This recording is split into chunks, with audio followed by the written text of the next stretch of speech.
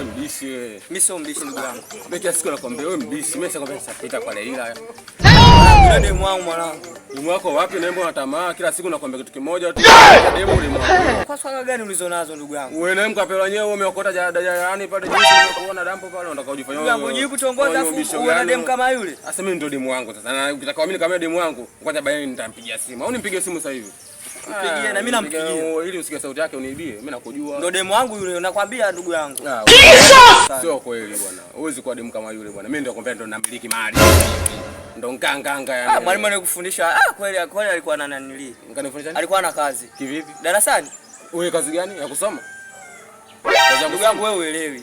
Sio mimi nimekuachia. Shuleni ulikuwa hivyo hivyo? Wewe mimi nilikuwa namba 1 darasani. No. Namba 1 uko hapa. Wewe vipi wewe? Kaka zangu. Salama. Karibu. Asante. Samani kwa uzia ndio kwenda kwa Leila. Bila samani ilikuwa. Mimi ndo naipajua kwa sababu kwa Leila mimi ndo mzaliwa na mwenyeji wa hapa. Ngoja nikusindikize dada. Wewe nini na wewe mbona kwa tamaa ibo chini hapo wewe pajui. Wewe kiasi unakwambia utampoteza dada. Umesikia? Huyu unapomwona huyu chizi huyu atakupoteza kana mimi ndo yangu. Mimi ndo mzaliwa. Huyu hapa juu. Wewe pajui. Wewe umetoka jana. Wewe nimetoka jana wapi wakati wewe mgeni hapo. Wewe mgeni hapo. Unaanza kupoteza.